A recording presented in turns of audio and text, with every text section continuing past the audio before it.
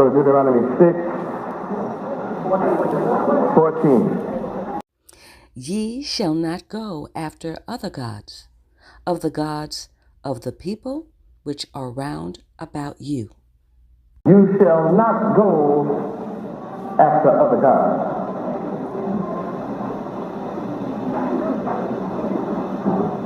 The people that are around about you have gods. And these gods are of these people, which are all around you.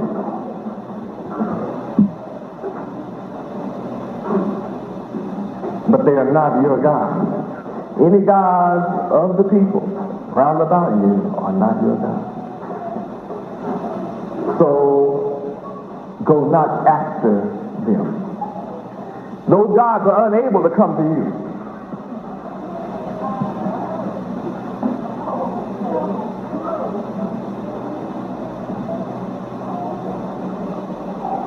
Any of you that have ever believed in another God, you went after them.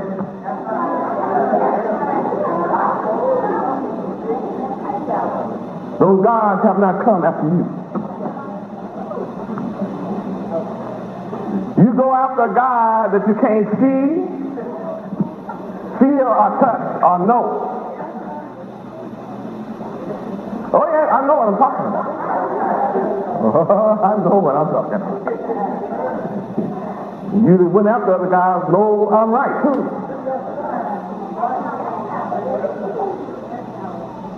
You went after the other gods, but the other gods have not come after you. The people who created those gods came after you. But you can't say that I created the name Yahweh in this flesh, because I can show you books that are hundreds of years old before my flesh, that Yahweh is right there. Proving the name is eternal and lived before my flesh. This body that you're looking at, oh yes, I got you. See, I come in the name.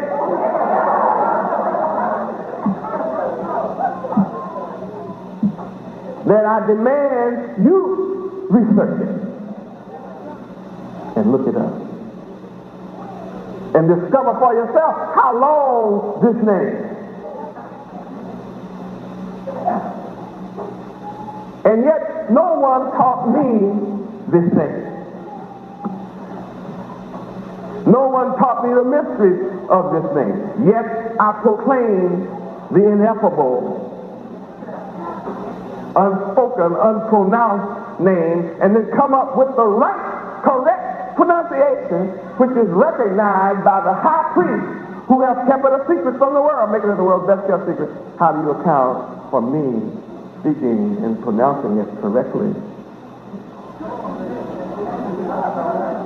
without a teacher?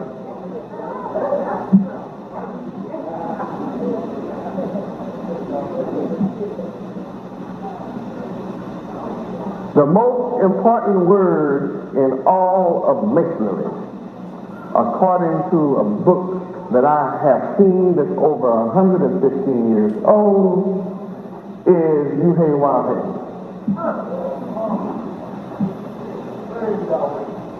Forbidden by a Jew and a Mason to speak it.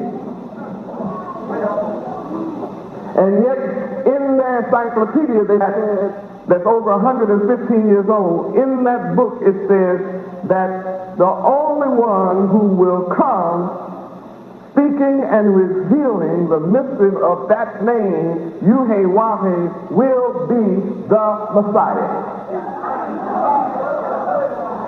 They said no one else can do it. That's how we will know he is the one. So you know the world of masonry, who's running the world, know I'm authentic, genuine. The Messiah.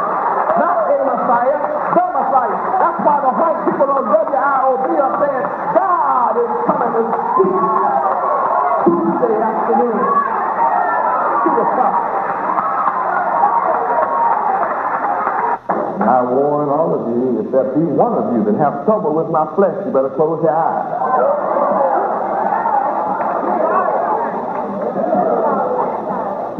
You better close your eyes. If you have problems with my flesh, you better close your eyes, because Yahweh really is God. And if you close your eyes, then you can see that Yahweh really is God. You can hear that Yahweh really is God. The sound and the vibration of the name will permeate inside your brain and communicate to you that Yahweh really is God. But if you got a problem, close your eyes and listen to the fact Yahweh really is God.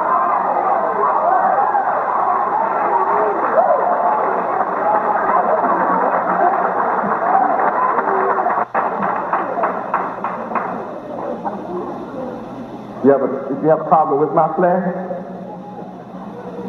then close your eyes and you'll hear the word speak to you.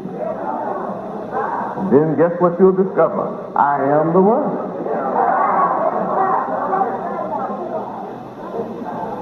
The word is become flesh, dwelling with you, telling you, you shall not go after other gods, of the gods of the people which are round about you. Now, if your mind is confused with my flesh, I told you what to do.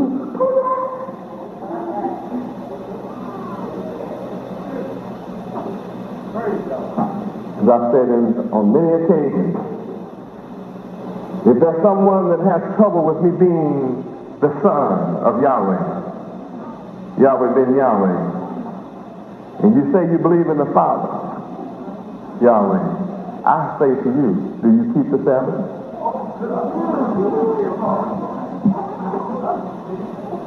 Not do you keep Saturday, do you keep the Sabbath?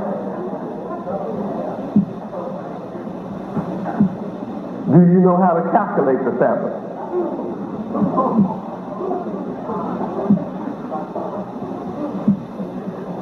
Do you know the beginning of solar time? Do you know the beginning of time according to the solar calendar?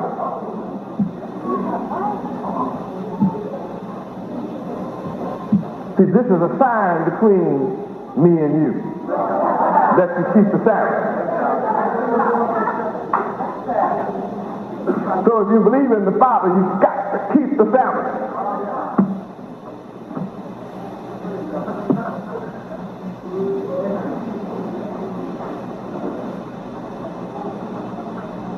If you have problems with my flesh, do you keep the high holy days? Or do you keep the lunar days? Or do you keep any day?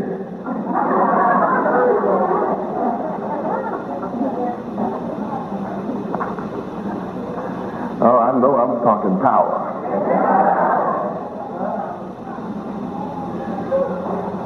Let your mind deal with that. See, I've never seen a person come and sit at my feet and say they believe in Yahweh and leave my presence saying they have a problem with me and keep the Sabbath and the high holy days and the dietary law. Every one of them eat anything.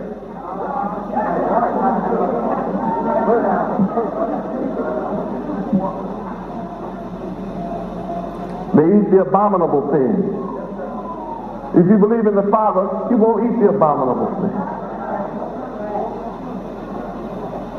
You won't do the abominable things in Yahweh's sight. You won't do it. See, that goes beyond my flesh, doesn't it?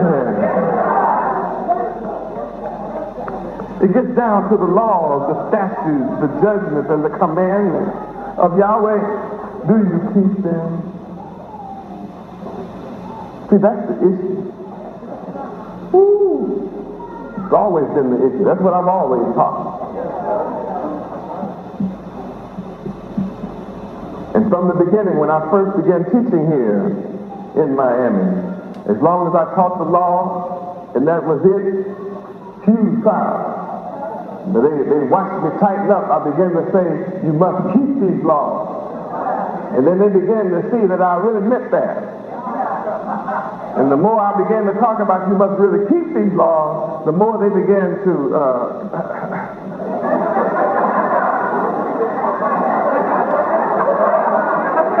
do I have any witnesses left?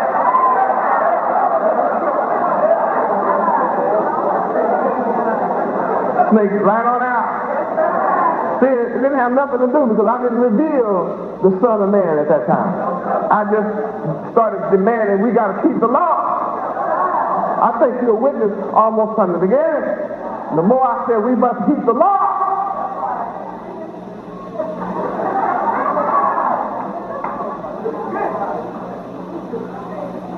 up until that point, niggas didn't have no problem with nothing.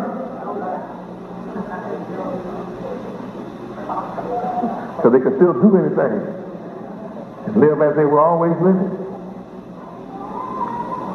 So Yahweh was something that you learn about as history, black history. Come learn about your history. But they didn't want to learn about Yahweh as the real God that must operate in my real life. They found out that Yahweh was someone that must actually operate in your real daily life. Brought the snake out. Do I still have a witness in the house?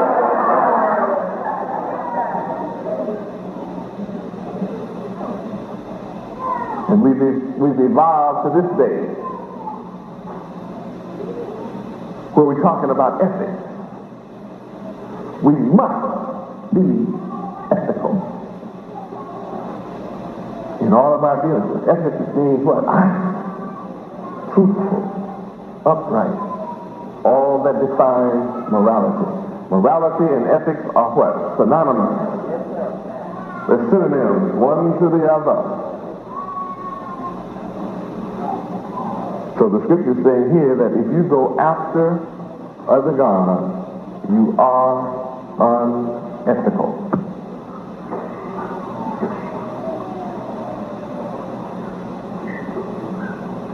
It is unethical to go after other gods. Means it's dishonest.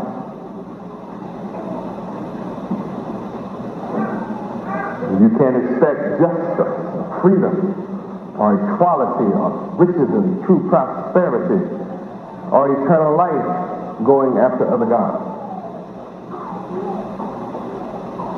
Because then you will have to look to the promises of the other gods to fulfill your life.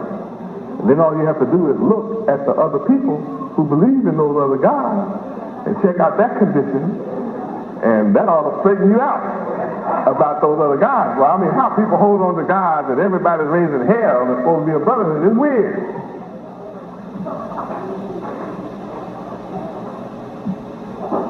But in the nation of Yahweh, we have the only true brotherhood on earth. I mean, we are absolutely brothers. Absolutely sisters. Not everybody that wears white, but every single one of us that have received me as Yahweh Ben Yahweh and believes on my name are true brothers and sisters.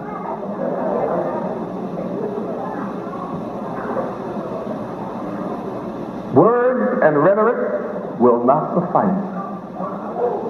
You have to live the life. You have to be a saint. You're not one, you have to become one.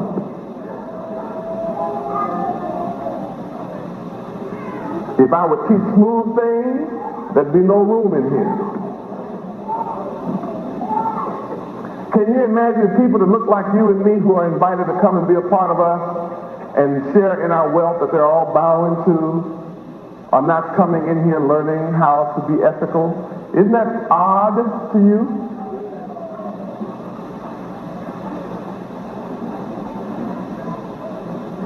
It seems that all of our people would just knock these doors down to come and learn how to have what we're gaining. And it would seem that every single soul that has already come to me would be abounding with endless energy to make what we have even greater.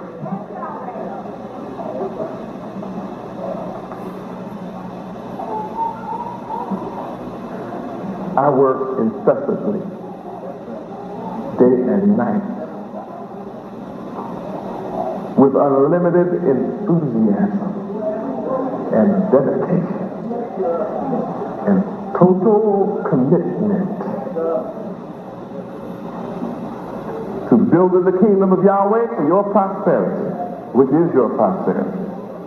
And I thank Yahweh for every single one of you who have my spirit in you to build the kingdom of Yahweh based on perfect morality and ethical teaching. To have my spirit in you means that you have given up the world of materialism and individualism, and you are seeking the kingdom of heaven Yahweh first. And you that are doing that, you that have done that, have discovered the word is true. The word says, seek ye first the kingdom of heaven, and all things shall be added unto you. And you that have seeked me and have sought me first are discovering it's true. I'm adding all things to you. If you worship materialism first, then I would say let materialism give itself to you. Since it's your God, let your materialism God give it to you. You that tried it found out the material God has nothing for you but pain, suffering, misery, hardship, heartache, tears, sorrow. It's the truth. I don't care how much money you earn a week and how fine your apartment and how beautiful your car, if there's something missing in your life.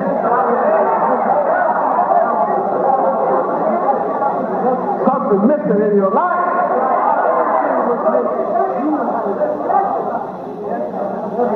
You didn't have satisfaction. No matter how much you acquired, you still were dissatisfied. Deep down inside, something was missing in your life.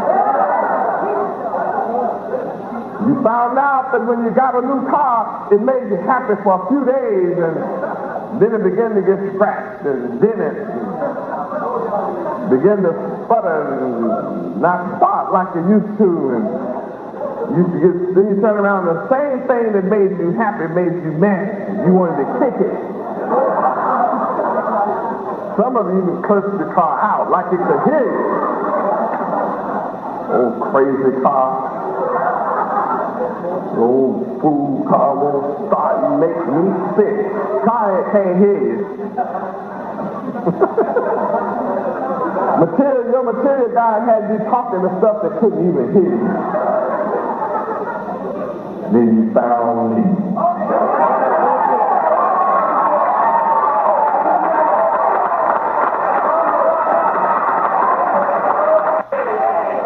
I am satisfied.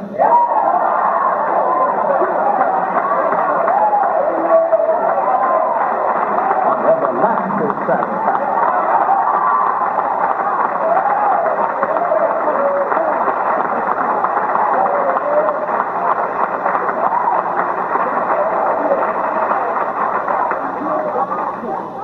All you have to do is receive me.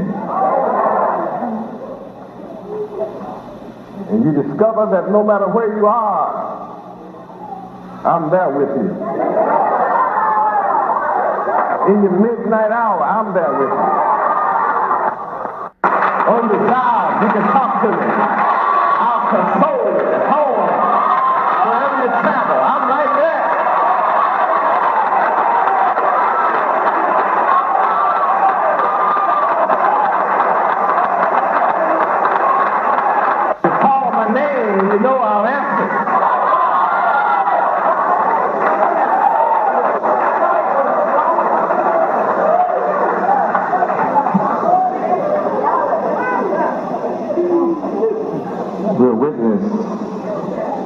it's unethical to go after other gods. Oh, glory. Let's look at Deuteronomy 13:7. Read. Namely, of the gods of the people which are round about you, nigh unto thee, or far off from thee, from the one end of the earth, even unto the other end of the earth. Now that means whichever direction you go on the earth to the end of it, in either direction, wherever there's a God other than Yahweh, have nothing to do with it. Don't go after it. Whether you get on a boat or whatever, going looking for it, you're going to end up immoral and not blessed. Isn't that something? Now verse 15 tells us why we should not go after other gods. Deuteronomy chapter 6, verse 15 tells you why we should not go after other gods. Read. For the Lord thy God, Yud-Heh-Wav-Heh, is a jealous God among you, lest the anger of the Lord thy God, Yud-Heh-Wav-Heh, be kindled against thee and destroy thee from off the face of the earth. Now, wait a minute. Paul.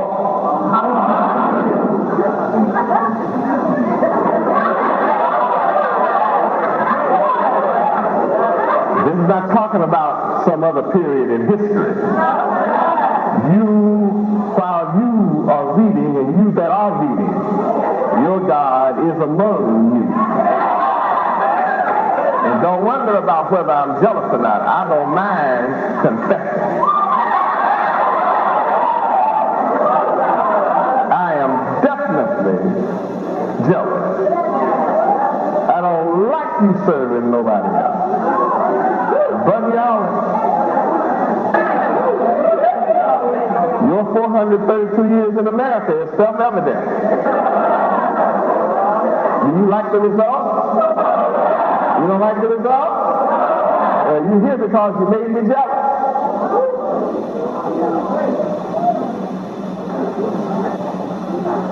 You went after other gods, I told you don't do it. So when you went after other gods, I gave you over to the worst heathen on earth. Ezekiel chapter 7, verse 24. Because you made me jealous.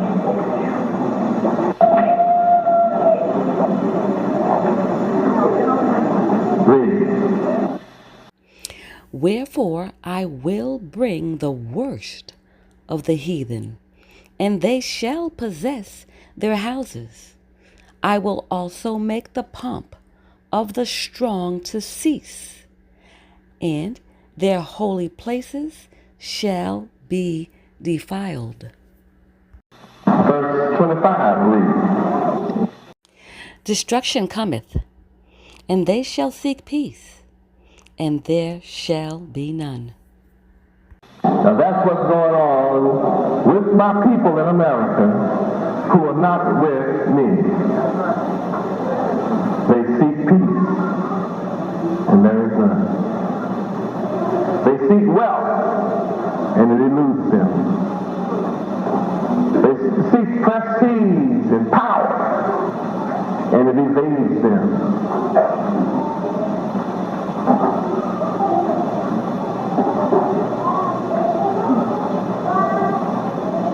But in Yahweh, see the blessing?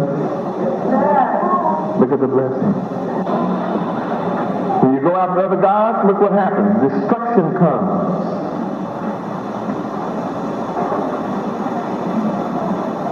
The book says there in Ezekiel chapter 7 that bloody crimes are in the streets. See? Nothing but bloody crimes. Every way you turn around, look, bloody crimes. Right or wrong? Why? Because you've gone after, my people have gone after other gods.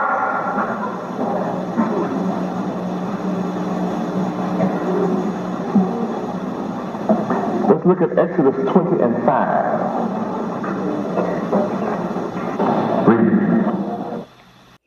Thou shalt not bow down thyself to them, nor serve them. For I, the Lord thy God, Yud-Heh-Wav-Heh, am a jealous God, visiting the iniquity of the fathers upon the children unto the third and fourth generation of them that hate me. Isaiah 44:15. Read.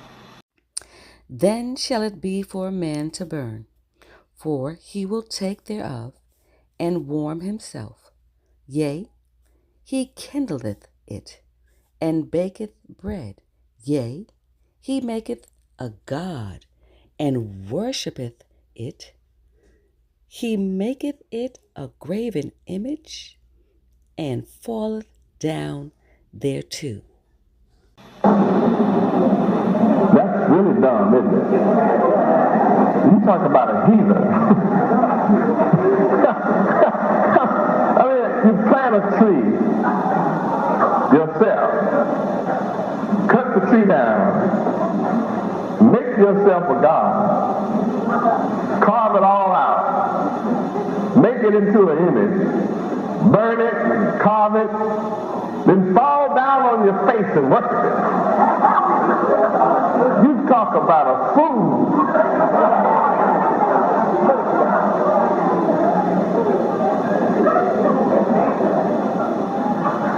Even you have to admit, that has to be a nut.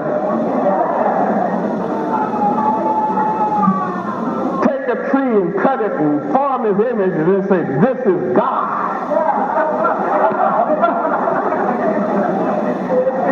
Then fall down and worship it. That's wild, isn't it? Make a statue out of clay,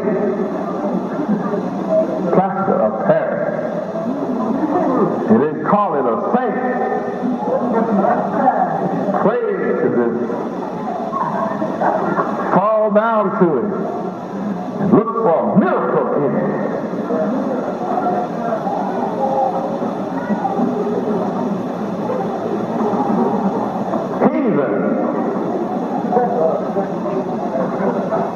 Isaiah 44:19. Read. And none considereth in his heart, neither is there knowledge nor understanding to say, I have burned part of it in the fire. Yea, also I have baked bread upon the coals thereof. I have roasted flesh and eaten it. And shall I make the residue thereof an abomination? Shall I fall down to the stock of a tree?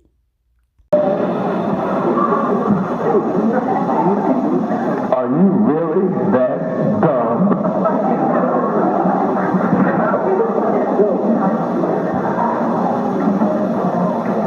To fall down before the stock of a tree?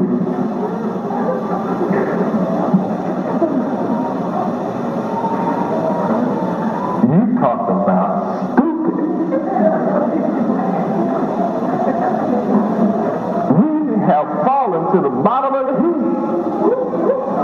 to leave the true and the living God, to fall down before the stock of a tree. Oh, Yahweh.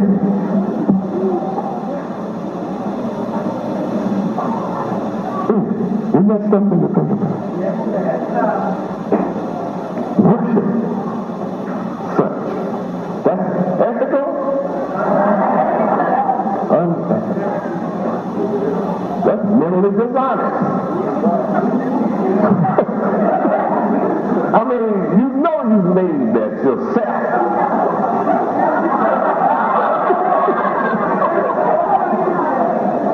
Then turn around and fall down and work for something you made with your own hands and tell yourself, this is God. Now, that's not mental dishonesty.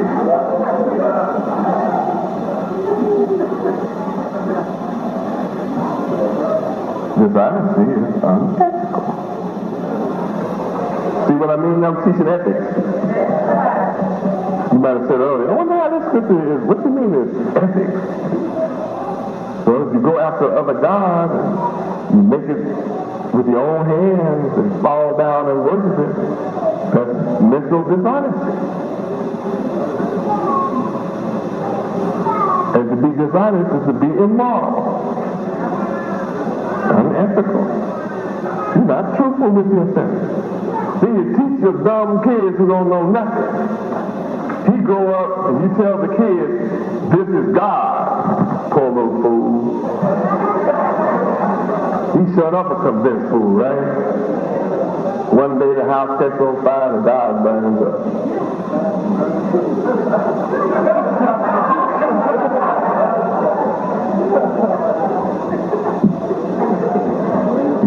And people really have explanations for all this stuff, you know? When you get into mental dishonesty, you really are a trick. Deuteronomy chapter 4:24. For the Lord thy God, Yud-Heh-Wav-Heh, is a consuming fire, even a jealous God. Verse 23. Take heed unto yourselves, lest ye forget the covenant of the Lord your God, Yud-Heh-Wav-Heh, which he made with you, and make you a graven image, or the likeness of anything which the Lord thy God, Yud-Heh-Wav-Heh, hath forbidden thee. Destroy you for that. Yahweh will destroy you for such. Make yourself a graven image and then fall down. How many admit that anybody that's ever done that is really stupid? I mean, really heathenistic. I mean, that really is wild, isn't it?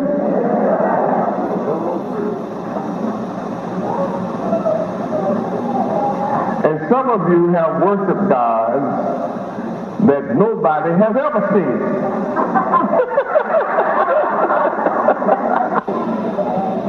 Some of you have prophets of other gods, and even the prophets have never seen God. They God. Never did see. Saw angels, but never saw God. And how can you trust a man like that? Never saw God. You end up worshiping the man more than you do God. Even his God.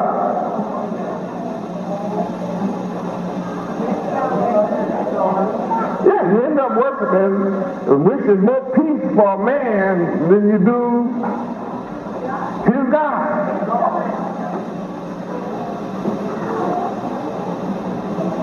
And go through all these long rituals for a God that nobody has ever seen.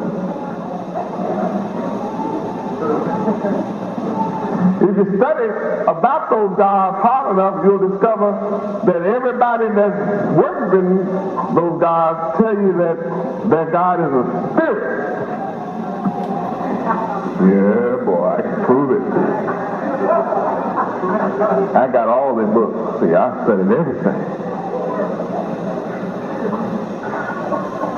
And anytime something from its beginning is a spirit,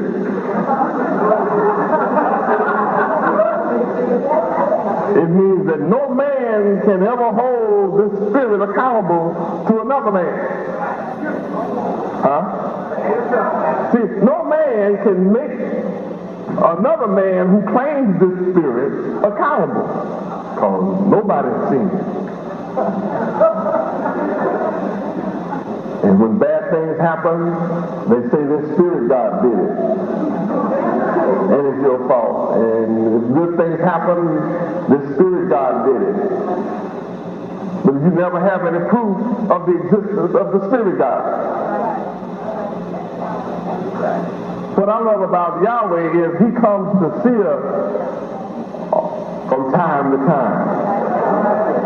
In the flesh. You know, I'll never forget that Abraham ran to meet me.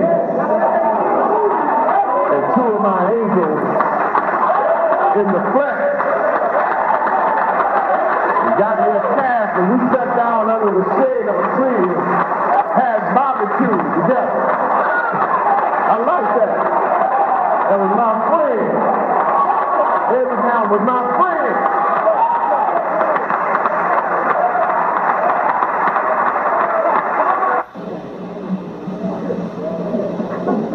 And I enjoyed appearing to Moses. I enjoyed walking with Adam in the cool of the evening, in the garden, talk with him. In the flesh, I walked. I didn't float as a spirit. I walked and I talked with Adam and Eve and the serpent. I was there to talk to all of them. And I walked with Enoch. Enoch walked with me. And I translated Enoch into heaven, whole body and soul alive. Didn't die on earth at all. Took him on my spacecraft.